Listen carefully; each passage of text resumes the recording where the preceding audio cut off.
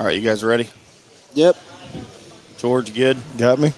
What are we starting with if Coach Curry is not We'll here? just talk about him. It's 8 o'clock. Yeah, we'll talk about him. And I'll ask you about what do you remember about the recruiting process and all that, and yeah, that'll be good. buy some time. Let me see. All right, you guys ready? 29. Yep. George, good? Got me? What are we starting with if Coach Curry is not We'll here? just talk about him. It's 8 o'clock. Yeah, Hall is now right in the middle. That's their blitz. Passes away, penalty flag down. Lamar Thomason's got it. Lamar Thomason's on his way down the sideline. George Teague is after him and runs him down. Takes the ball away from him. Teague's got the ball. And they tackle Teague back at the 12. Game's over. Alabama defeats Miami. Number 2 beats number 1, 34-13. Blitz on from the 1. And they throw a fade right side of the end zone for Owens. He got both feet in. Touchdown catch over the shoulder. Look at it. Here we go. They're going to have a big fight. There goes Owens. Puts it down. Teague levels it. Here it goes. And now Teague is aimed at by an offensive lineman. Flozell Adams pulls Teague away. And Owens is waved to the bench. And he stands in the middle of the star and holds the ball out. Let me tell you something, Brad. Terrell Owens started it. Emmett Smith went out to the 50, trumped him. Now Terrell Owens comes back, and George Teague said, you know what, I'm not going to take this. Good for George Teague.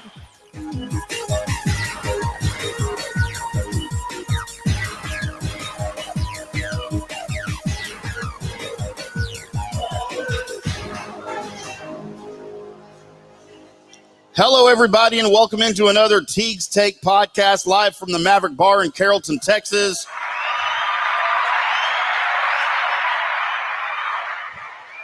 I am IndyCar Tim alongside Mr. George Teague and JT as well. We are here every Tuesday night at 8 p.m. with our illustrious live guests, sometimes our video guests. But we've got guests either way, and we are eagerly awaiting the arrival via video of Mr. I want to say Mr. Coach Bill Curry. Mr. is fine, too. Coach Bill Curry, we're trying to get him on the stream here. We'll see if we can't figure that out. George is our technical advisor next to me here, so we may be in some trouble. Yes.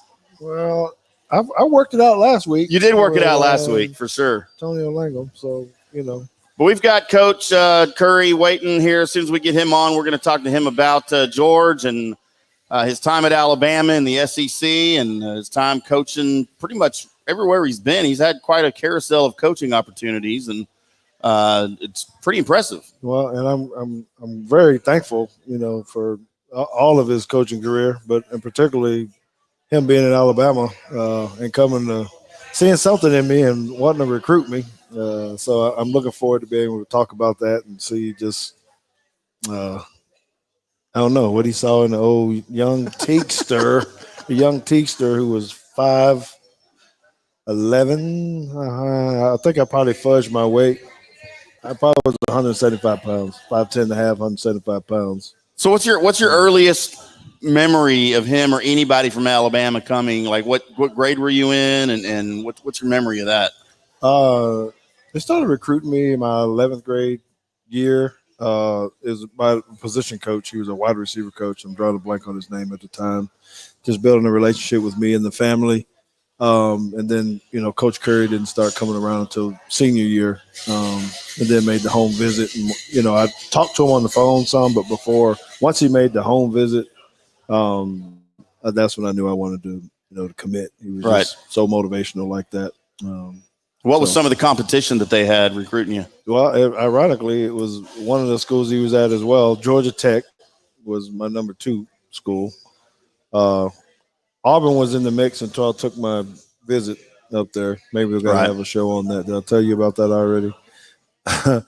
Vanderbilt. Sounds interesting. Yes. And you know where I wanted to go? There's 2 places I Texas wanted A&M. to go. No, that is not one of them. I'm just guessing. That is not one of them. One of them was Michigan. Big Blue. I like that comment. That jersey does look good on Tim. Thanks, Justin. I appreciate that, buddy.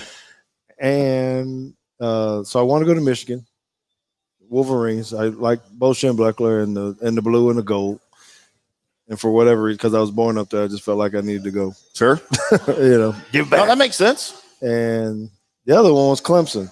I wanted to go to Clemson, be a Tiger, but they never offered me. Never showed any interest. It probably was a good thing because the year I would have went, they all got fired anyway. And the defensive coordinator ended up coming to Alabama anyway, so I teased him a little bit because he ended up where I was at anyway. So, ironically enough, your old teammate from Alabama, the head coach at Clemson now. yes. Oh, And he's not doing a bad job out there. no, No, not at all. No. Not at all. We're trying to figure out how much money he's going to make when Alabama offers him the job at some point in time. Oh, are you burying Nick Saban already? No, I'm just saying. You think he's the next in line? I think he might not be. You really? Because I think Saban may not ever leave, right? But we do know as age kicks up and maybe he wants to retire and do things. Maybe he wants to do something else out on the lake of Lake Tuscaloosa. But He might want to do those Aflac commercials full time. yeah, I mean he's doing fine. He's going to be okay. And then with those Mercedes commercials. Well, he's a pretty good marketing dude now. Nick Saban knows how to promote himself as well. One thing I think we can rest assured he won't show his face in the NFL again, though. No, as a coach. he can't do that. I don't think so. I think he's done with that, right? He doesn't need I'm to. getting messages back and forth. Oh, hey. Well, look at Wait the for man. There he is. There he is. Coach, you have us. Okay, am I unmuted? You are unmuted. Yes, sir. Good. I did exactly the same thing with my computer, and I saw my picture, but I didn't ever see you guys. So now I'm on my phone, and I went the same route and got a different result. But that's technology. Well, yes, that sounds like a play maybe that we had to be talking about. It's wonderful. Technology is great when it works. Well, Yes, Coach, sir. welcome to the show. My name is Tim. We're glad to have you on with George and JT here. And we were just reflecting back a little bit about George's recruitment there at Alabama. We know you had a big hand in that. Why don't you tell us right off the top here what you remember about him and about that process? Well, we were desperate to get him to Alabama, but I had a serious problem. It was an emotional problem because our biggest competition, at least this is what I gathered from being around George and his coaches, our biggest competition was Georgia Tech. Yeah, I just said that. That's right. And Georgia Tech is my alma mater. And I had just left Georgia Tech to go to Alabama. And I felt a little bit guilty, but not much. Mainly, I wanted George on our side. So if he ever felt any hesitancy on my part, that's what it was. And it wasn't there for long, because I also felt like, because of George's background and where he had grown up, that it would be a great thing for him to go to his state university. And so we were lucky enough to convince him of that. And gosh, he ended up being a great player for Alabama, and I've thought about this a lot, and I've been in football 65 years. So try to imagine how many great plays I've seen.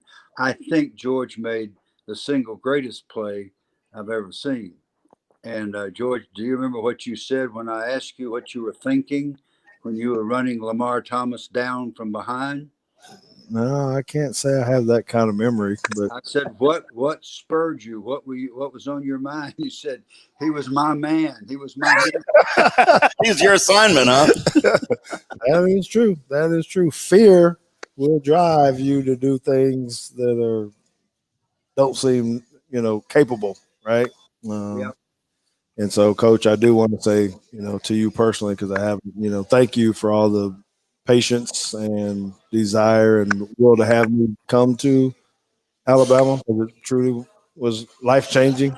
I mean, not just in football and getting drafted, but my wife was at Alabama, and it just got really, really good memories about all of it. And without you coming into our our small little home in Montgomery, Alabama, and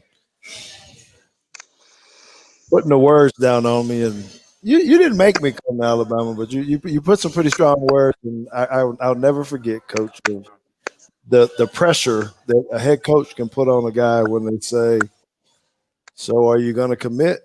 It's a simple question, George. right there. Huh? You've got a huge IQ, and without the huge ego that a lot of those IQs have. So it really was not a hard. It was a simple question. Maybe it was complex to answer, though. Yes, and I did commit to Bama at that time. Now thankfully he did allow me to take some visits and trips. And, trusted me that I was coming, but I did want to experience the recruiting process a little bit. So different day and age. I guess my first question, Coach, out of that is, how much do you think the difference between recruiting now is from when, 10 years ago, I guess, when you were still coaching?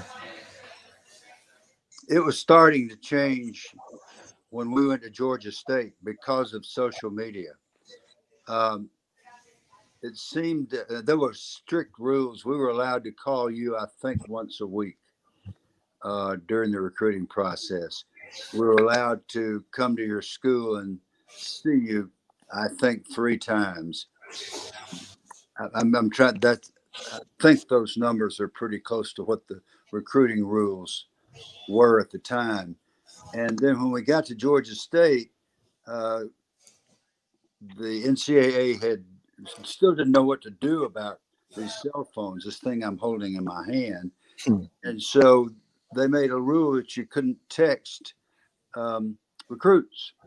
Well, one of our GAs promptly went and texted about 100 recruits, and the athletic director fired him. So we didn't do that anymore. But now what I'm hearing from the coaches is that it's legal to text recruits and to do tweets and such. And the guys, some of the guys expect to hear from you every day, expect to hear from you several times a day, maybe, if they're really highly recruited. And you were very highly recruited, George, as you should have been. I don't think you would have put that sort of expectation on the coaches, but a lot of the immature kids who are just getting some attention for the first time in their lives, I mean, you really can't blame them for wanting to hear from the coaches all the time. But I think that has changed it as much as anything. And the big deal to us was handwritten letters, and writing handwritten letters. People seem to really respond to them. I don't know if people are still doing that.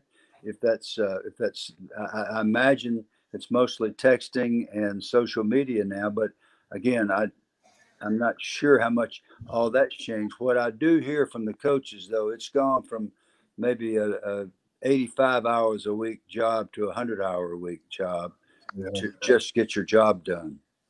Yes, sir. Yes, sir. Well, Coach, it seems to me like nowadays the commitment process from a player to a school, to a program, isn't really what it used to be. Like, their word isn't really their word anymore.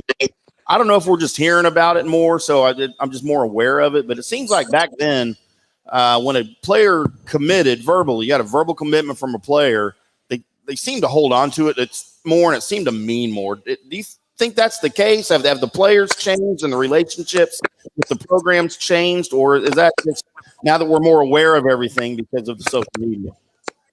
Well, plenty of guys changed their minds way back when, I can assure you. But what we tried to do as often as possible is find people like George. And if George had not wanted to commit, I guarantee you he would have said, I'm not committing right now. And then we would have known that we had another scholarship to work with. For whatever reason, he decided to tell us that. But once he told us, and we had other people that we felt like had been in an environment so that their value system was the same as ours. If we gave you our word, then we're going to keep our word. Yes, we all make mistakes and we all say things and then end up having to go back and apologize because we didn't do what we said. I'm talking about barefaced lies where you tell somebody we're going to bring you, and then when they decide they're going to sign, say, "Oh, well, excuse me, we didn't really mean that." That's where the players get hurt, and when the coaches complain about the students withdrawing their commitments, then the next thing that observant people say is, "Oh yeah, well, how about those scholarships that you withdrew, coach, that you took back from some youngster who was counting on you?" So it works both ways, and it's a matter of who are the honorable people, and you try to associate yourself with as many as possible people that keep their word. And it's a lot harder to see that when you're 17, 18 than it is when you're 50 years old. Absolutely. Well, hey, Coach, because I don't know if we've actually officially introduced you to my son, but this is my son, JT. Over here, we're very proud of him. You probably would have recruited him as well. He's a double major in math and science. I don't know how much you always preach to us about Wonderful. our academics. He ended up playing football at Drake University Great. as well. JT? Yes, sir. Hello, JT. Well, congratulations. Thank you. Thank you. Getting as smart as your pop. Yeah, smarter than his pops. Smarter? Well, Yeah. That's really smart. Yep. And I know you hadn't met my daughter before, but my daughter has a question for you Okay. that maybe we can. Yep, we can Hop do that on. right now. She's not on the actually. We've got a video recording of her. She had a question for you, Coach. Hello, All right. everybody. I'm Jada Teague with Jada Speaks here on Teague's Take. So my question to you, Coach Curry, is we know that obviously you recruited George, my dad, because of his athleticism. She's muted was and I wondering can't if hear there was her. anything else that stood out to you when you went over to his house and asked him to play college football for you guys? I'll play it again. Let me play it again. Hang on. Okay, all I heard was the last half sentence. Yeah, let me play it again for you. Hang on, Coach. Okay. I apologize. I hadn't heard the question either. So Hello, everybody. I'm Jada Teague with Jada Speaks here on Teague's Take. So my question to you, Coach Curry, is we know that obviously you recruited George, my dad, because of his athleticism. I was wondering if there was anything else that stood out to you when you went over to his house and asked him to play college football for you guys. Well, Jada, not only are you beautiful, you're obviously very bright, like all the Teagues. Yes, there was a lot that stood out about your dad, other than physical talent. If you're going to play in the secondary, physical talent is not enough. There are some positions. Well, there used to be some positions you could play, and if you weren't the brightest bulb in the chandelier, you could get by. That's over now.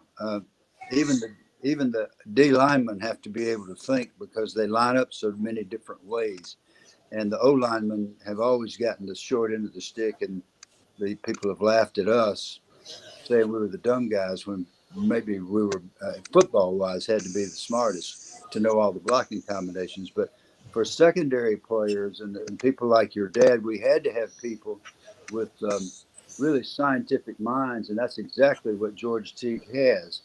He had the capacity to go to an engineering school if that's what he wanted to do, major in engineering and be accepted by an engineering school.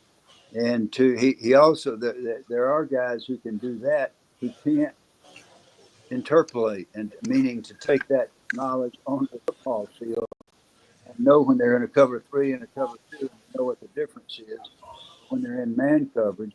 So your dad, I don't want to swell his head up too much here, but Might be too late for that. yeah, he was so smart that made us want him all the more. So there was a lot more than physical ability. Plus, the other thing he had that you can't, it's really hard to coach, and that was just foot speed. He could run, really run, and run people down.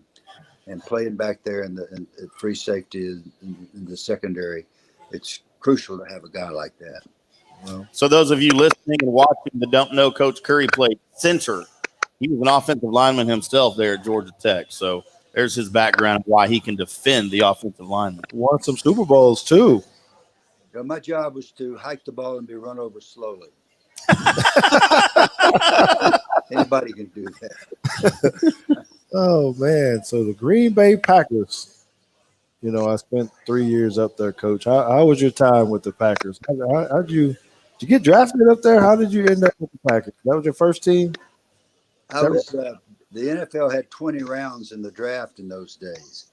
And Vince Lombardi turned to his personnel man, and his name was Pat Pepler. And he said, Pepler, it's 2 a.m. We've drafted 19 players. I'm exhausted. I'm going to bed. Do something humorous with the 20th selection. And he walked out. I'm not making this up. So I was the humor. I was the 20th draft choice of the Green Bay Packers in 1965. I only lasted 2 years there because Coach Lombardi put me on the expansion list. I was claimed by the New Orleans Saints, which was then the new team, and they were so excited about me, they immediately traded me to the Baltimore Colts. And the guy that saved my career, really my football career, because he gave me so many chances, was Don Shula. Don Shula, Coach Lombardi was great, of course. Bobby Dodd, my college coach, was great.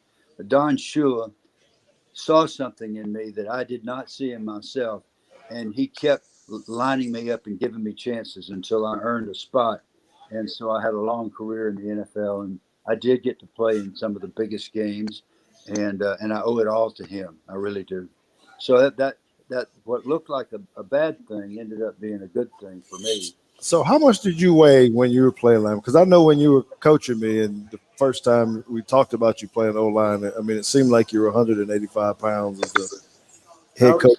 I was about 210 when I was coaching you, but when I played, I was 235 or 240, and you could get away with that in those days because everybody played an even defense. And in the first few years that I was in the league, and for those that may not understand the difference in an even defense and an odd defense, what it means is in an odd defense, you come up to the ball and you got somebody like Joe Green lined up on your nose, or Merlin Olsen, or Buck Buchanan.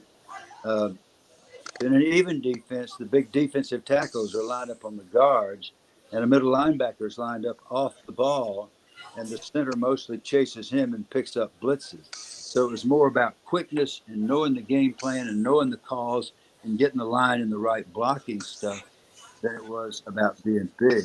So you could get away with that size at that time. Then as a generation of small centers kind of evolved, then the defensive coaches wised up and they started going to more odd defenses, and I had to gain some weight. But by then I'd been around for several years and I knew a few tricks. So, Coach, you were on that Baltimore team, that 16-13 win over the Cowboys in the Super Bowl, correct? Yes, I was. So one of my good friends and neighbors is Bob Lilly, and he and I talk football quite often, obviously. And that is one game to this day. He says, "Do not ask me about that game. I will not talk about it." He is still a little bitter about that Jim O'Brien field goal. Yeah, I don't blame him. I don't blame him either. Well, their defense ate us alive.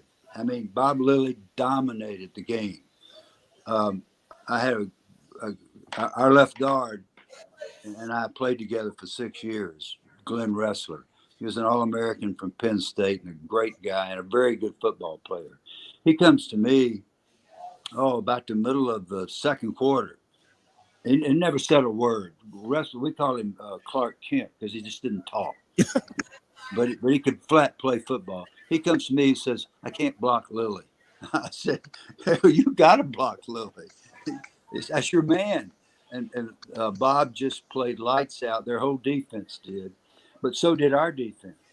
Yeah, and we had a great defense also, and that was the difference in the game.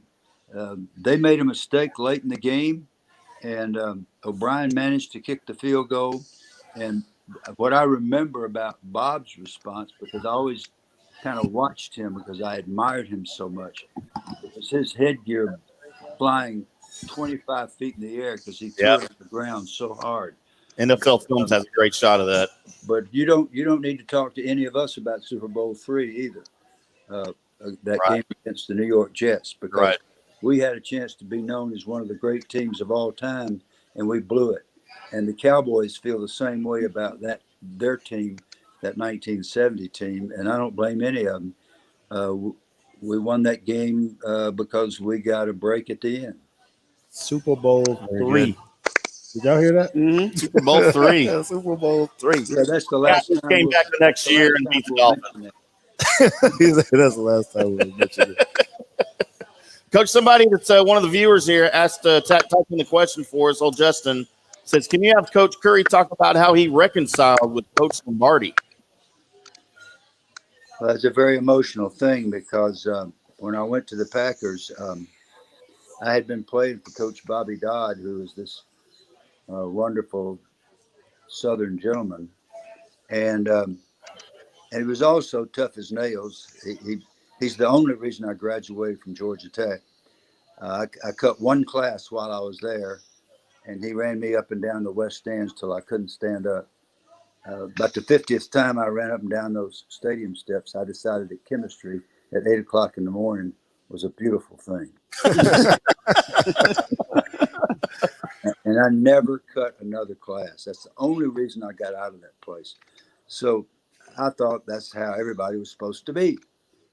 As long as you went to class and behaved yourself, he treated you very kindly. Coach Lombardi was always in your face. He was always, your religion, your family, the Green Bay Packers. And he was a Yankee, and he was a Catholic, and he was from New York, and he talked like this here. Your religion, your family, the Green Bay Packers, those will be your priorities. And then he had some other language that we can't use on a family show like this. And I just, I didn't do well with him. I didn't play very well for the Packers, and I'm not proud of that. I tried, but we had a great middle linebacker named Ray Nitschke. He was not my biggest problem. I didn't like Lombardi. He was not my biggest problem. My biggest problem is that I had never been in a huddle with an African-American person. And Coach Lombardi's greatest attribute, he was a great football coach. He and Don Shula, by record, he's the greatest playoff coach of all time. Shula has the greatest regular season record of all time. Well, there's a reason for that. And neither one of them would ever tolerate any racism. I mean, none. You say one racist sentence and you were gone. Well, here I was, and he had a lot more African-American players than other teams in the league. And other teams had quotas, or they had no African-American players, and they bragged about it. And I'm looking around, this is all very strange to me. I didn't understand. I came from the Jim Crow South. And so I thought, okay, I'm going to behave myself, and these guys will probably hear my Southern accent and injure me and send me home. And I did not want to go home. And Lombardi had established such an atmosphere of acceptance and caring for each other that the African-American guys not only didn't injure me and run me off, they embraced me, taught me how to behave, especially Willie Davis, the great defensive captain from Grambling State University.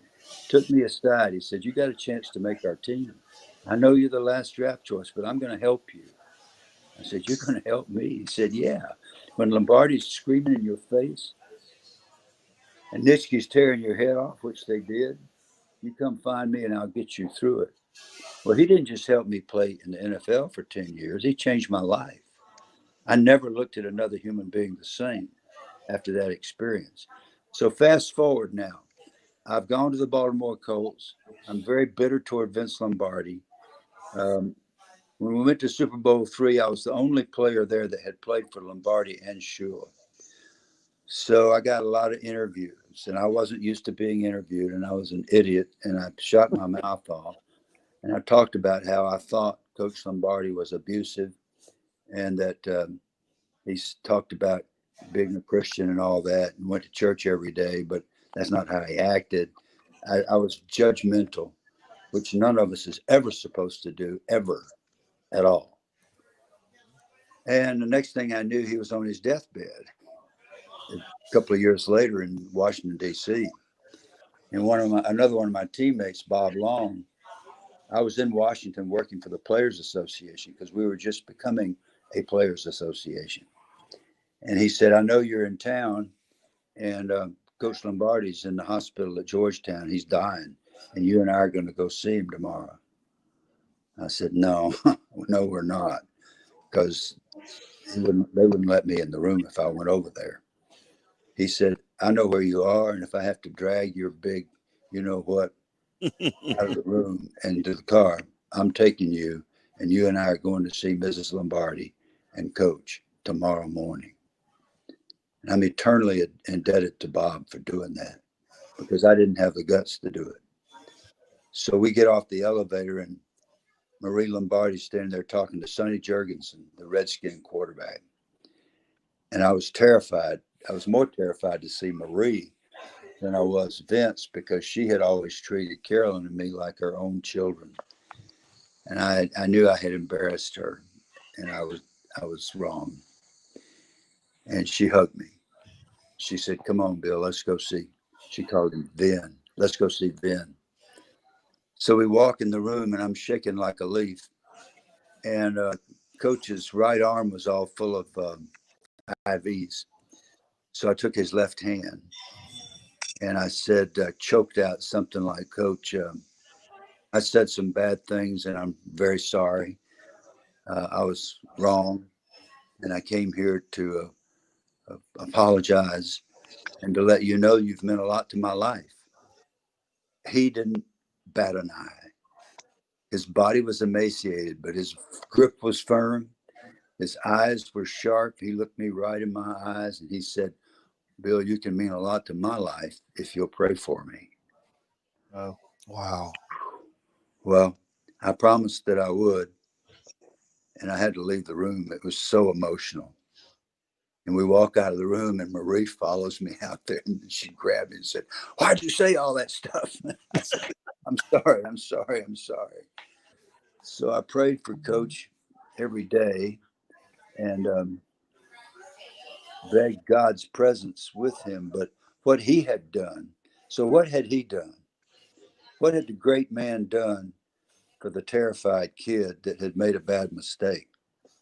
He had done exactly what Christians are instructed to do. He had forgiven me when I least deserved it. And that lesson has never left me. And I'd like to say that I've practiced that every day. I have not, but that's my goal. Before I leave this earth, for God to work with me until I can forgive everybody who ever did anything wrong to us, my family, or our teams, the same way Vince Lombardi forgave me. That's Coach Lombardi's greatest legacy, I think. Wow, powerful stuff, Coach. Thank you so much for sharing that with us. That's amazing. So how could you not commit to a man like that? Right. And talk to you at the house, right? Thank you, Coach. That really means a lot to me and our viewers. We have a lot of believers. You know, I coach at a Catholic school now, but I've coached at many different denominational schools, and you know, our faith is very important to us. And thank you for sharing just in our time of racial divide and everything else. And it's always good to hear positive things of how we can be together and love each other and, you know, pray for each other. That's right. We can. And nobody, I can tell you this in retrospect. Coach Shula was the same way about racism. And there are other, many coaches that have been the same, have been that way. And you know what our policies were about looking down your nose at anybody. We didn't tolerate that for a heartbeat. But there is an element in our sport, in our huddle right now. We have a chance to make a statement to the nation that we love each other regardless of what our religion is, or what our pigmentation is, or what our point of origin is, or any of those divisive, or what your political party is. We love each other because you cannot be a racist and step in the huddle, because the guys will show you, the guys will expose you in a heartbeat. You know exactly what I'm talking about, George. Yeah. You cannot do that. And that's the best thing about our sport, that when you step in there, you learn to accept each other, and you see guys who've been raised to hate each other's guts, and they become brothers. They learn to love each other because you can't hate each other in the huddle. In football, you can't even get your shirt on without your teammate. You got to have somebody to pull your jersey over your shoulder pads just to get dressed to go to practice. You can't do it by yourself. It's the only sport I know of in which every player needs every teammate on every play just to survive. So I don't care how good your secondary is if you don't have a pass rush, right? So it's simple, but it's not easy. Yes, sir.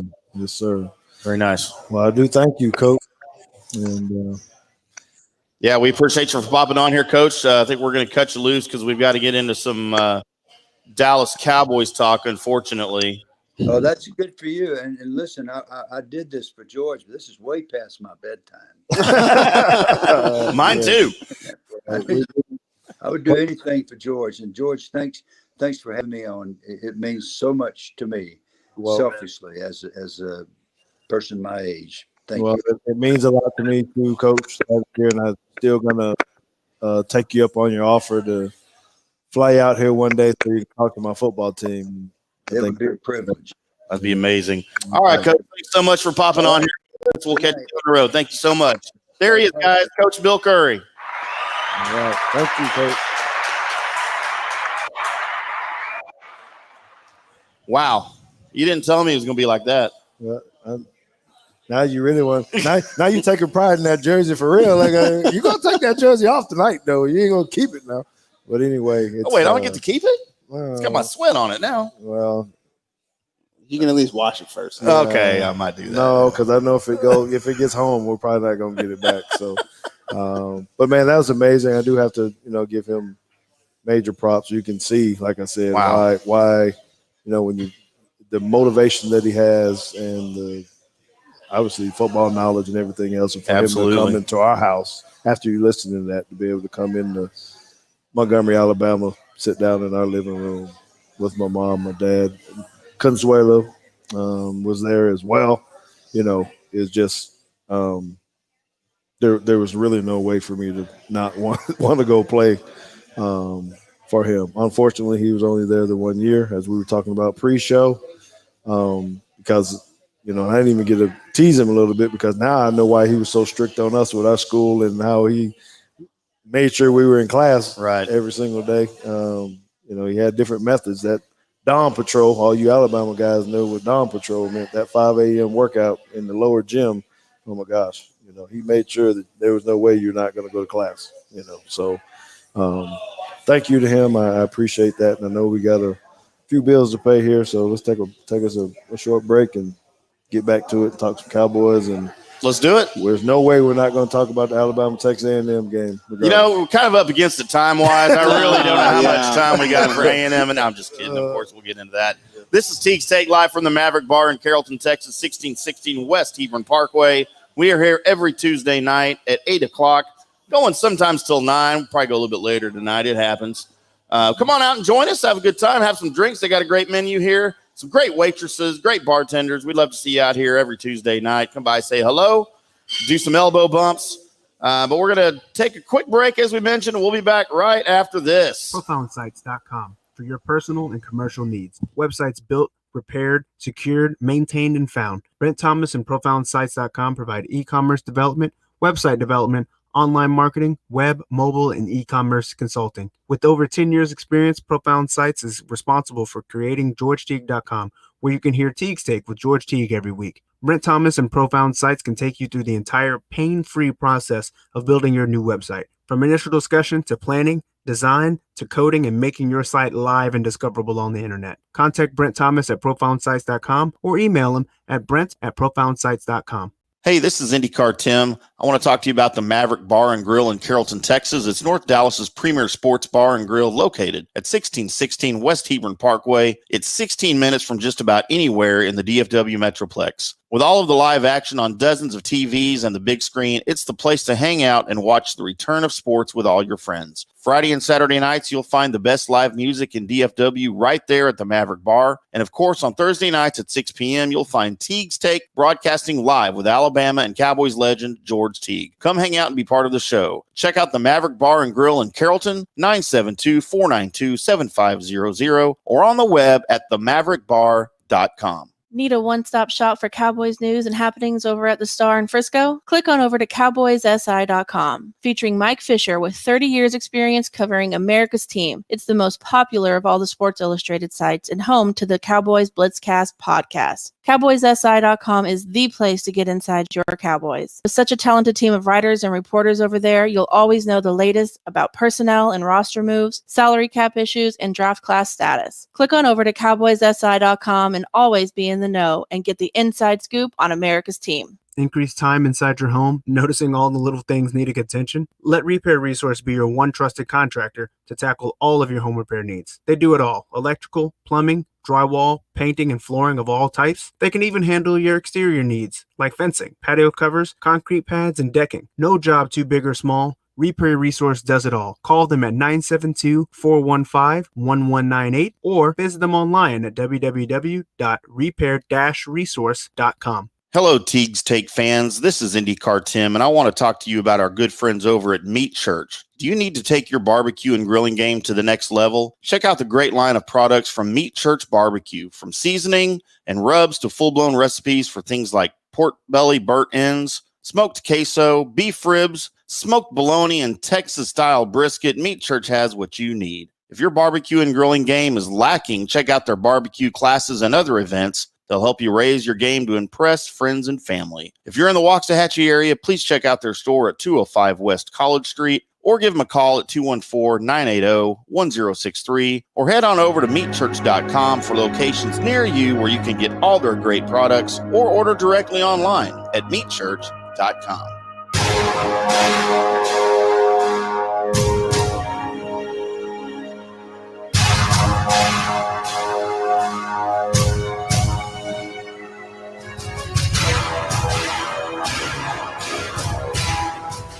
Welcome back into Teague's Take. Alongside George and JT, I'm IndyCar Tim. And it is time for America's favorite Teague's Take segment. That would be Money Matters with JT. But, George, you got something you wanted to share with us tonight. I do. And, Coach Curry put us in a good frame of mind to always know that the people around us really affect us. And, when you have really good friends, especially in this time of COVID and all kind of stuff is happening, right? I had lost a very good friend Sunday. A family member, not a family member, we consider him family, but someone that was very, very close to Consuela and I that really had a lot of influence on us. They're huge Alabama fans as well, professional fans, and just really helped me grow professionally and has trusted me for a very, very long time. So I'm not going to say their name at this point, just for privacy of the family. But I would like to ask, and as weird as it may be, if we could just have a quick moment of silence for a friend that I lost on Sunday before we get into Money Matter. So if you guys would just be quiet with me for a second.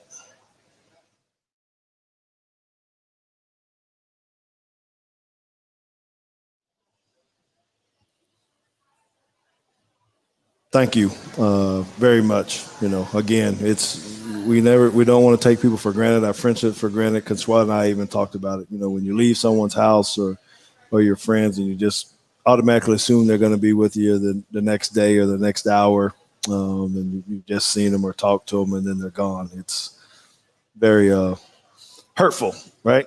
So another piece that we probably need to talk about now that's probably going to be a little bit hurtful to me is going to be this Money Matters segment. So, JT, why don't you tell us what we got today? Yeah, so, Tim, Well, first, this segment, as always, is brought to us by profoundsites.com. Tim wrote down 3 questions that I gave him on the run sheet, and I had something prepared Monday when I sent this out on the email, and as I was doing my research, things changed a little bit. So, well, the defense didn't good, change. no, the defense did not change. No, I had planned to kind of talk about, more so of, where the Cowboys went wrong. And I was going to do this whole research on pass rush versus coverage and how data shows that focusing your defense on the coverage aspect before your pass rush leads to more wins over. Wait, say that again now. Coverage has more influence on the outcome of a football game than pass rush. Okay. So I was going to go deep into the stats on like why that is and those kind of things. But as I started doing the research, it went in a different direction. What I really found out was how bad this Cowboys defense actually is. You talking about the whole defense, or you talking about the secondary? Or what are you I'm talking about the entire defense. The team defensive stats they're historically bad. They are historically bad, but I wanted to put it in perspective on how historically bad they are. Now, I didn't go back all the way till 1960 and run all those numbers, but I did. I put it in perspective of defenses this year through 4 games and how the defense is performing right now versus all defenses back to 2010. So last 10 years. And I don't want to use any numbers because numbers really don't mean anything. I want to paint mental pictures on what is happening. I work better with pictures anyway. That's good. So, and I don't even know where to start. So this is going to be a little ranty, but the Cowboys, as we've all seen, the Cowboys have given up more points in these 4 games than any other 4-game span since their inception. That's what are we doing? 48 points a game, 49 points a game. I know you didn't want to get the numbers. But. It is 35.6 points a game.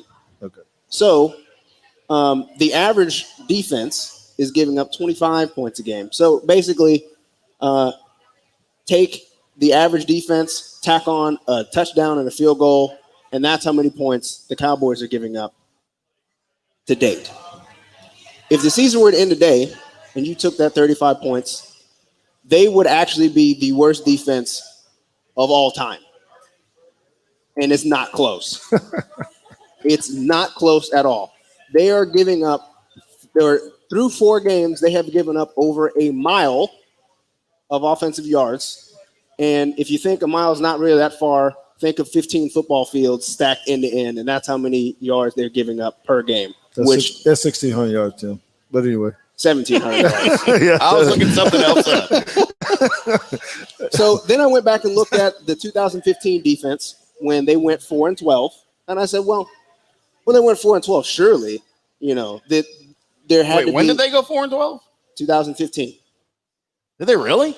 Yeah, they went. I don't remember that. 2014. That was the year that they drafted Zeke. So 2014 they went 12-4. The next year they followed up with 4-12, and they were giving up 23 points a game, and we're currently sitting at 35 points a game. Well, that had to be Romo's fault, right?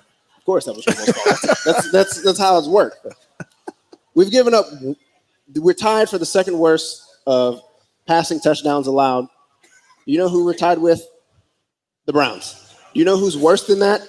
The Falcons, and it's only by 1 touchdown. And I know how you feel about the Dolphins, but the Dolphins are they're way better on defense. They're actually better than average on defense than the Cowboys are right now. They still suck. But anyway. They've given up 700 yards rushing. So that's a lot. Yes, that's 7 football fields. 3 football fields came Sunday and 100 of those were to some dude named Dearness Johnson, who was who was an AAF player who had nothing wrong with the AAF. No, there was nothing wrong with the AAF. But I do have a problem if you were on a fishing boat for Mahi Mahi last week, and you decided that you were just going to show up and run all through the Cowboys defense. Now, Mahi gives you motivation. Now let me go ahead and take my shot while I got it, because we got 2 OU fans over here that's clapping. I'm still trying to figure out how in the world we have a drill called the Oklahoma defense when you're the Oklahoma drill where you're supposed to tackle somebody, and Oklahoma still has not figured out how to tackle anybody in the last 4 years. That's The another best one. team in the Big 12 right now is the Coastal Carolina Chanticleers. They have more Big 12 wins to date than the Oklahoma Sooners do. Just saying. Now, Whoop, whoop. back to the Cowboys. Can they evaluate talent? Actually, you know what? Let me talk about Mike Nolan real quick, because Okay, when you're done with your rant, I have 3 important questions about what you're talking about. okay, no, let's go ahead and let's do that now, because I'm done with the stats for now. Okay. My important questions on the subject are how much of this is coaching, because that leads into your Mike Nolan thing, Mhm. and how much of this is lack of talent, Mhm. because I believe that every defensive free agent signing that we had over the offseason that we lauded, that we were excited about, they have all failed miserably, with the exception of Alden Smith, but I feel like he had the lowest expectations coming into the season. He leads the team in sacks right now at 4. Doesn't he lead the league? Or is I don't know if he leads the league after 4 weeks, but he Okay. did going into week 4. I don't know. But then I have a more important question, and this goes to injuries. We know that Leighton Vander Esch is injured. We know that Sean Lee is injured, which leaves us in the linebacker core, Jalen Smith as the quarterback of the defense back there, which means he's got the green dot, which means he's the one calling the pre-snap formations, the blocking scheme. Whatever. He's the guy back there telling everyone what to do. Yet I don't think he has a clue what he's seeing back there. So here's the deal. You know, you watch these linebackers in the NFL, and you'll see them pointing pre-snap. Hey, this is a run to the left. Hey, left guard, you need to pull this. You know, they're calling. You never hear Jalen Smith saying anything but calling out some numbers. Like he's making a grocery list for his trip home. All right. Let me address your questions with a few more, some ranty topics. Okay. I do want to address the amount of points that they gave up to the Browns. It was very close to half 100. And Ungodly. if people don't really understand how many points half 100 actually is, take your average defense and how many points they give up, double it. Yep. That's how many points they gave up to the Cleveland Browns and Baker Mayfield. So you asked how much of this is about talent or lack thereof. If you would have asked me a couple days ago, actually probably just 3 hours ago, I would have told you it was probably all talent.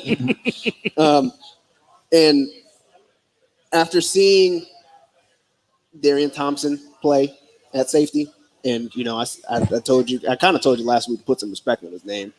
I apologize to you, Tim. That was a disrespectful thing for me to say to you, because I know that HaHa Clinton Dix is not that bad. Has to be bad. And I know, since they just released Brandon Carr, I know he can't be that bad, because Brandon Carr started for a team at safety who went to the AFC Championship game last year. Mm-hmm. There is no way that Darian Thompson is better than Brandon Carr. He might not be better than you right now. Honestly, he might not be. And they didn't slam on you. I mean, I can give up that many touchdowns too. Sure.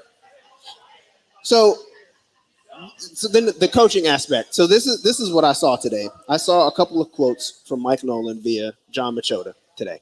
All right. Love John Machota. We need to have him on the show. Yes, sir. He's good. And I got to figure out where I wrote this down at, because I want to get this right. So he said that he would not call this group soft. We just played very poorly. I disagree with half of that. They did play very poorly, but that defense was soft as cushions. They're soft.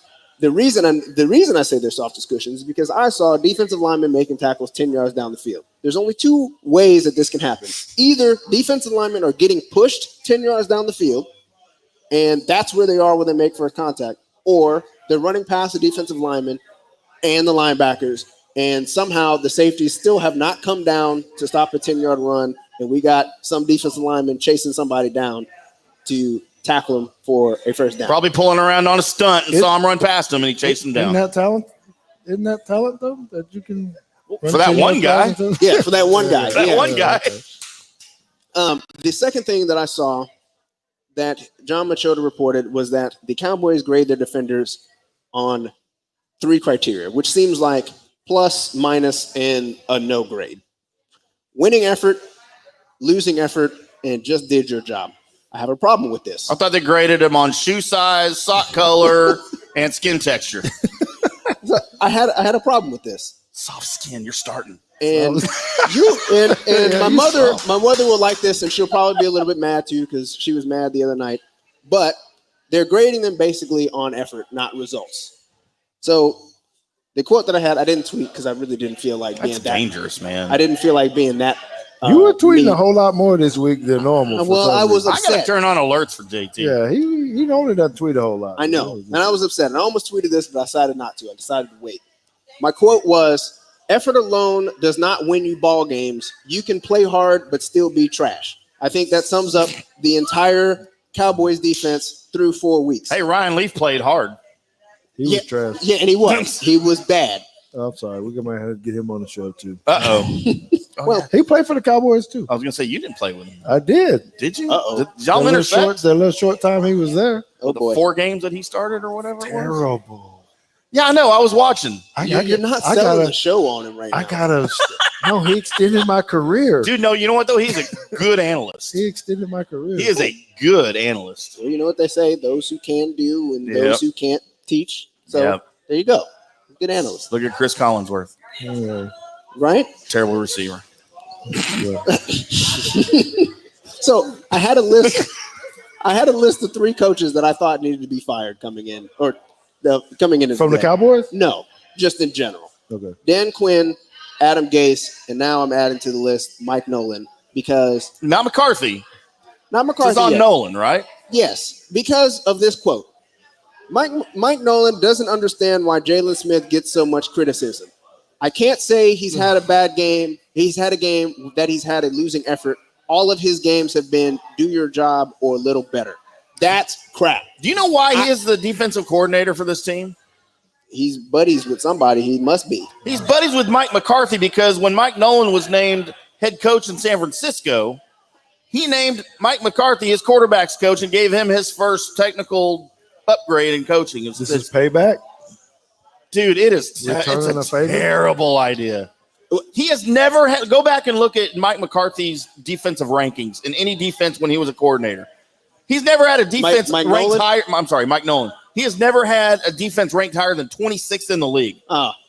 Ever. Go look it up. Now, see, I didn't know that. I don't do stats. That's your job, but I actually saw that. Well, no, that's good to know because, he's terrible. I didn't realize it. And yes, he is. And we were talking about this on Sunday. You were asking me if I thought it was coaching, and I said no because I really feel like on any given play, 10 guys are doing the right thing and 1 guy is not. But then I saw that quote today, and I was like, we got the same access to the coach's film. Yes. I don't understand how Joe Thomas is our best linebacker right now. Man, because look at the other options. Oh, and the other thing on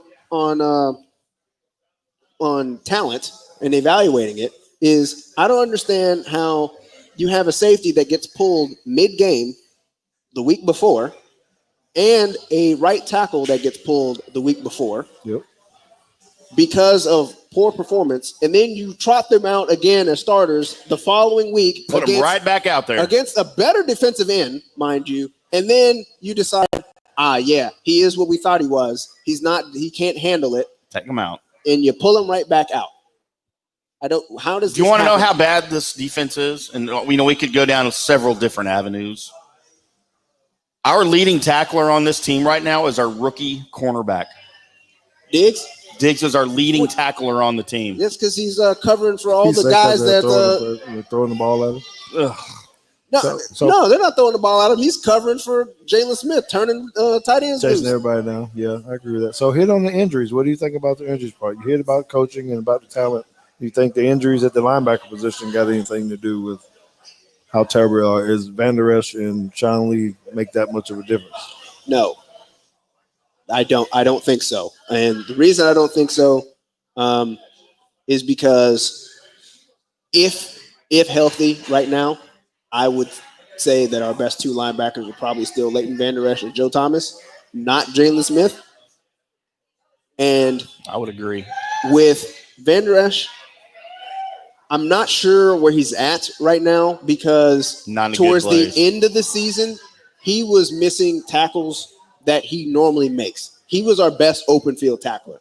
Yep. And towards the end of the season, I don't know what happened. He's just hurt.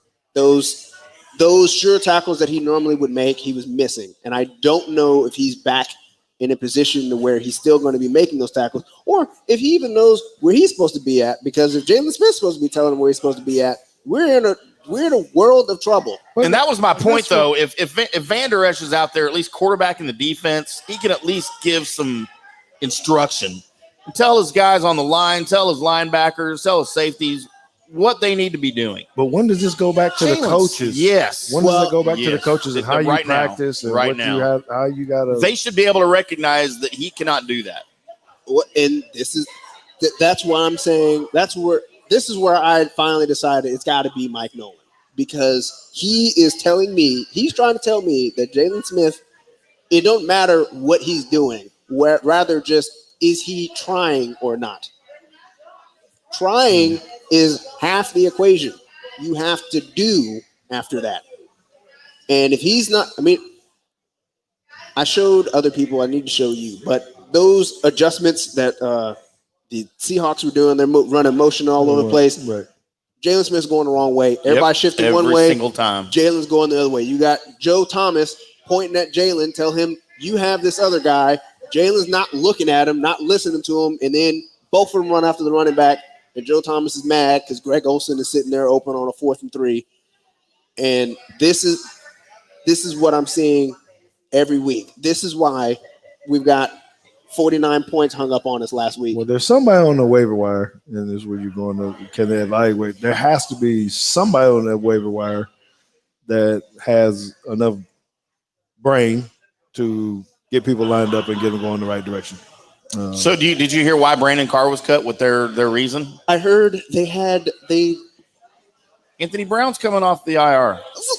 Okay. No, I'm telling you. I heard that there was some kind of dispute between him and the coaches, and I was like, yeah, I bet there was. Brandon Carr was probably sitting there and was like, hey, y'all suck. And then he was like, get out. Yeah, there's things that happen in the meeting room, and I'll say it, in playing on your words of money matters. I'm going to say that a lot of this still has to do with money matters and why they're not bringing in defensive guys or additional safeties or at least a safety because money matters. And I look at the Cowboys as kind of like a fantasy football team, if I can put it this way, I guess. In fantasy football, you get a whole bunch of offensive guys. You go get your running back first or your wide receiver, maybe your quarterback, depending on who you are. Right. And you start stacking that up. The last two people that are always picked on your fantasy football team, defense and the kicker. And that's the way the Cowboys do their stuff. It's not as important as the rest as it should be. It's not a winning formula. Well, we know this. I get it. Well, the Cowboys are coming up on a stretch where they can make things right because they're going to play some really bad teams coming up. But you know what? If you lose to the Giants, if you lose to the Giants, fire everybody. No, they don't have Barkley. Yes, they don't have Barkley. It doesn't matter. They don't got no wide receivers though, right? Doesn't matter. When was the last time they scored a touchdown? I don't think they scored a touchdown last week. Oh, they will. Just wait. I know they will. Just wait till this week. Devonta Freeman is going to run for 250 yards. I got him on my fantasy team. I need to put him in. I would shoot. So I'm giving. So part of what we do every Wednesday night on the Drunk Sports Podcast is we keep our picks for the running for the week. We pick 5 games: Thursday night, Sunday night, Monday night, the Cowboys game, and a random game. I already got my picks for the Cowboy game. Who are you taking? It ain't the Cowboys, Really? and that's straight up. It's Cowboys home, are right? favored, It's here. and I got the Giants Yeah, it's straight here. up. Yeah, You got the Giants straight up? straight up Wow. W. Not even not even covering. I got the Giants straight up. That's bold. Well, I mean, it's not that bold, but I mean, I have zero faith in this coaching staff, in this defensive coaching staff. I would agree with that. But you don't Zero think we can faith. outscore the Giants? I'm still looking at I that. thought can we would have been to outscore the Giants. outscore the Rams. I thought we could outscore Cleveland. But Cleveland don't have OBJ and Crowder and all them guys. They're not that good. Sounds bad. I'm even talking about The Cleveland. Giants right now should be better than Cleveland, but They're not. they got a terrible coach. Jason Garrett's going to stab Joe Judge in the back and be the head coach here in the next 2 years. Go run it off. Just like he did against Wade. That's wrong, man. Just like he told Wade, hey, turn around, look at that practice field out there. It's my job now for the next 10 and a half years. The fact that the NFC East is guaranteed a playoff spot is an insult Cowboys get in. to all things we hold sacred. I hope when the it comes- Redskins get in. The Eagles, they're not the Redskins No. anymore. Oh, sorry. I hope the Washington football team gets in. And also, if we Yeah. lose to football team,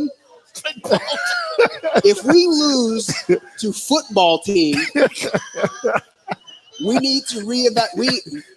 The Cowboys might need to just I like move. how you put that. They might need to move They from might be Dallas. the Little Rock change Pine their Needles. name, just everything. They'll move to start Fayetteville, playing that stadium up there. Y'all are funny, man. Y'all are funny. All right, well, let's get into another game that may or may not have happened over the weekend and that may or may not have gone the way I wanted it to. Yes, sir. You know what time it is. So out there in Tuscaloosa, in the words of the immortal Keith Jackson, Alabama! So, yes, things did not quite go well for if you call yourself an Aggie at heart, which I do. And but you know what? I told you going into this week, I knew they weren't going to win. I just hoped they showed up. And they showed up for like a quarter and a half. They showed up. Quarter I and a think half. so. Until our quarterback got exposed. I don't know why it took y'all so long to expose Kellen Mond. Well, we have to keep our TV ratings up. Yeah, they gotta Well, keep man, put, they I gotta mean- keep putting us on TV. You know, we don't. So, speaking of Bama first, before I talk about your quarterback, my tweet about your quarterback went viral like real fast. Oh, and it's 100% accurate. I retweeted it. Heck. I must have missed it. Yeah, it went. Oh, I retweeted it. It went from 0 to 1,000 in about 5 minutes. But anyway, It was bad. so man. Alabama, as good as there were some things, I still think that there were some flaws Mhm. on the defensive side of the ball Yes. in the secondary or back end, however you want to put it. Maybe it isn't the secondary, but coverages, because we're still giving up, even to Mond, some openings. I know we play a lot of man and we do a lot of things of that nature, but we're not necessarily always getting to the quarterback, which gives too much time for our DBs to run around back there. I mentioned it on Justin Riley's show on the Sportscast here just before I got on this show that at Alabama, for some reason, we do not cover running backs out of the backfield. That's how we were exposed by LSU last year. What's the name of that doggone running back? Clyde Edwards-Helaire. Yeah, that dude got too many names. Is he from Alabama? Because only people from Alabama. No, he's from Louisiana. Everybody got 3 names in Alabama: John David Wilson, and Is John Wilkes Booth from Alabama? he probably. What about Mary Tyler Moore? John Parker Wilson is. John David Booty, I think, is. Yeah, So- they all got 3 names. John Hinckley Jr.? Yeah, Tommy Lee Jones. Why am I naming all the assassins? What's up? I don't know. I watch too much history. Tim IndyCar Ham. There you go. See? Timothy Joseph Ham. I sound like an assassin, don't I? No, Timothy. Mm-mm.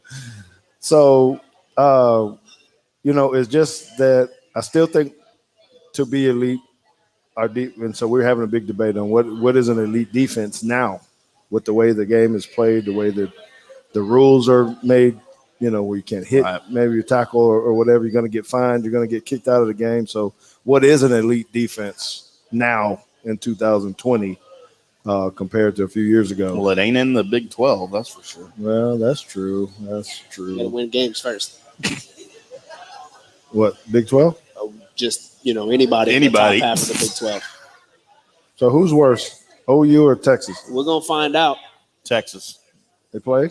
When is that game? Yeah, this weekend, It's right? this weekend. Yeah. The Red River Shootout, which At is the- actually going to be the Red River Shit Show because both of them teams are bad. Who? Well, both of them got some kind of offense, though. Well, they're playing with no fans and nobody at the State Fair. Are they doing it down here? It's at the Cotton Bowl. Still the Cotton Bowl. Yep, with no fans. Yeah, but you can't come off of a loss to TCU and a loss to Iowa State and be like hype. Dude, that Iowa State loss that was devastating. Okay, but let's talk about your quarterback. Damn it. I was trying to divert that. Let's talk about your quarterback. Because how many years has he been there? I've heard he's been there like 6 years already. Seven. all I the think he years. was there when I was there. Pretty sure he was starting. God almighty, why is he still there? Because I'd said that, I know definitely last year when we went to go, I don't know if we went and watched the game. Maybe we were there. I think we were there. And yes, and I was like, that dude's not a very good quarterback. He is not a good quarterback. Um, And I know that Jimbo's not putting a lot of effort into him. I know he's not. He's not. Number one, he's not his guy. yeah, but Number why they two, he's just gone after this year. want to recruit another one? What's the deal? Oh, I think he is Who's the recruiting. backup? I couldn't tell you. Well, I mean, the backup, he ran for some yards. Ran for some yards? Ugh. Yeah. I have a headache now. I need a shot. Yeah. See what you did to me? We'll definitely get that. See what you did to me. No, Kellen Mond, as an Aggie dude, he's been an embarrassment the entire time he's been there. I don't know why he's been a 3-year starter because I know there are other options, better options. But everybody's putting it on in defense of him. I still think that there's a lot of pressure on him as a quarterback. But when you watch this game analytically, I still think where Bama was more equipped, a little bit for more sure. physical, bigger, faster. 100%. So even when they might have had some chances, it just wasn't. They're just. I mean, some people you're just No, I not agree. as good at. They're. What is Kevin Garman's famous saying that he said to me as a head coach one time when we got our butts handed to us in a high school game here? He calmed my nerves by saying, "Hey, coach, sometimes they're just better than you," and that was it. Well, when you're the Aggies, you You can know. say that going into every week. So So Yeah, that's especially when comforting. you win a 3-point game over Vanderbilt. So maybe we need to have some kind of discussion about do the Aggies regret coming into the SEC? No. You need to stop bringing that up because the answer will always be no. That's my wife's topic. I gotta Although, if they were in the Big 12 right now, they might be sitting pretty. Yeah, but then it wouldn't mean crap because they'd be in the Big 12. Nobody respects the Big 12. Sure they do. I would rather be a cellar dweller in the SEC than be number 1 and 2, than be Oklahoma and Texas right now. Is A&M better than Vanderbilt at this Yes. point? Or Kentucky? Yes. Are they better than Kentucky? Yes. I don't know, man. I don't know, man. They're better than Kentucky. I don't think they're better than Kentucky. They got to play They're better Kentucky than this year? Kentucky. They play I Kentucky don't this think they play Kentucky this You're year. still optimistic. year? You are. At least you're still hanging on. Well, you got to, right? No. Oh, dang it. All right, maybe I'm not. They're better than Ole Miss? I was talked out of that really easy, wasn't I? I didn't even put up a fight. How many games do they win this year? Is R.C. Slocum available to coach still? That's where you're going to go? How many games are they going to win? I don't want Dennis Francione back. I think I should go get the coach from Florida State. Who's down there? Who's coaching there? Why? What, No. Bobby Bowden? Okay. Is he still Yeah, at Florida why don't you go State? get Bobby Bowden? Bowden? I thought you were Bowden. talking about the dude that was there now, Mike Norvell, because I No, I had don't said want him either. on We already Saturday got a they Florida need- State head coach. I got it. Deion Sanders, man. Yeah, because he can coach. Get Deion Sanders. Look, I he's got trying it. to find the key for that one. No, I'm trying to find this.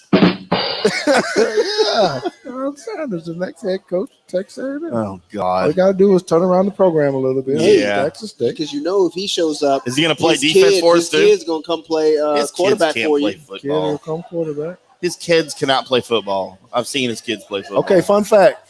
fun fact. Did you know JT was in rivalry games against Deion Sanders Jr. in middle school? No. It was Football or basketball? High school. High school. Too? Yeah, he went to Marcus. Oh, yeah. Okay. Well, I knew we had Oh, to yeah, play he him was at, yeah, he was at, yeah, he was. at Trinity Christian City Hill when you were What are you with the out. Marcus? No, He transferred. blasphemy. You talking about No, me? no, him. No, him. no. Oh, You yeah. with the Marcus? Didn't he did go go to to a Marcus. couple of different high schools? Yeah, he I went did. to Marcus. Don't tell anybody. My freshman year. Oh, gee. Because they didn't have no Colony High School. We had to go to Marcus. Were you out in the Dude, it was in the middle shed? of nowhere. No, I back mean, then. what building did you take? It was classes just the in? main building. It was only it was a year old when I went there. And it was one building, and you could see for miles all the way around. There wasn't anything out there. That wasn't Marcus. It was Marcus. That was jail. That's what Edwards. they told you. Okay, look. That wasn't Marcus. We're gonna That get was into something that. That was something else. All right, Anyway. guys. So yes, my buddy called me after the game, or actually well into the game, and he had this quote to say. The Drunk Sports Podcast needs a hug. Because, dude, I needed all the hugs that night, but So it is what it is. He Congratulations didn't- to Alabama. He didn't Listen. answer the question, though. How many games are you going to win? 7. Okay. dude, what? 7. I went through the schedule. I don't have it in front of me, but I went through the schedule. We're going to win 7. So Tim rarely texts me very much. We talk a little bit, but for some reason on Saturday, I We're was getting smack-talking. a whole lot of text messages from Tim.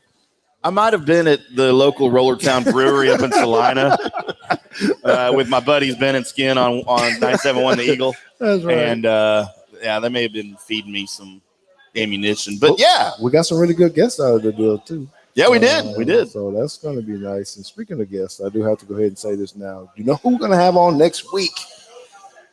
Eli Nick Saban. Gold. Eli I Gold was is off. going to be. Yeah, you were close. Though. The great Eli Gold, by the great way. Eli Gold is going to be on the video. And next week, I know you guys can't see it on the camera over here, but we're going to have a couple giveaways, or at least one giveaway for sure. We're going to give away. I'll one post of these. pictures of it on social media after Yeah. the show. Jersey, framed Alabama jersey. All you Alabama folks need to get in the house. You're going to have to be present to win.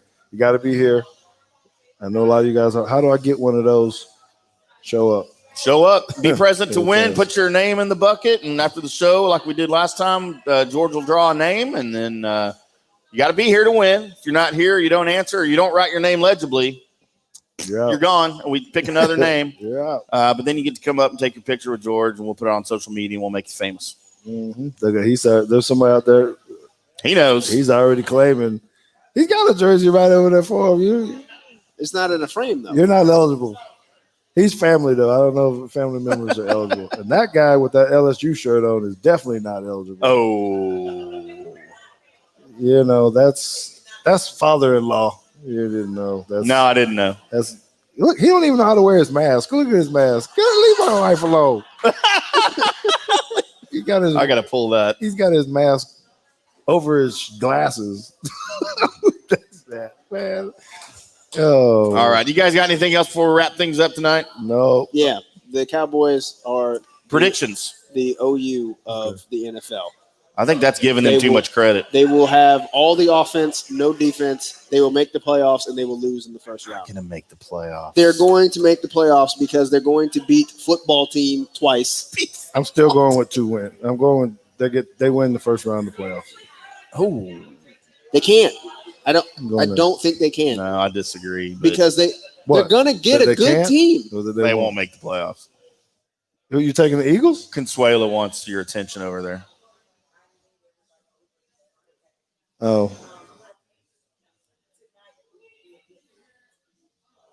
2. We're producing on the air right now. Sorry. okay. So, We're going to do it now? well, yes. So, all right. Then, my wife. So Our we're producer. we're going to give a gift away tonight Okay. and next week. Okay. Okay. What's our But- gift for tonight? Well, someone had mentioned to me about something that they don't have, and they thought they should have it or whatnot. So, Oh, that's all I got to do? so tonight, this jersey that's sitting over here. Why don't you go grab it, JT, so I can Bring it on camera. Show everybody. Do we need to tell everybody that what they need to do? Are we doing this like that, or? Yeah, everybody will get it when we get here. So this jersey that JT just brought over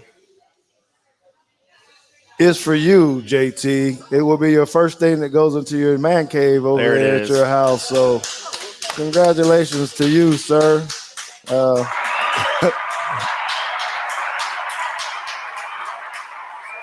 See how we Hey JT, I'll sign it for you after we get off the air.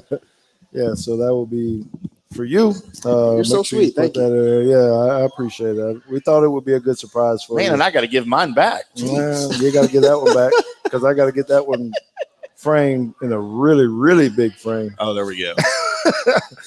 By next week, so that I can give away one to someone else. So we will have another framed jersey to give away next week. Very nice. Alabama jersey for someone, as we've stated, but we wanted to make sure we gave this one to JT so he can take it home.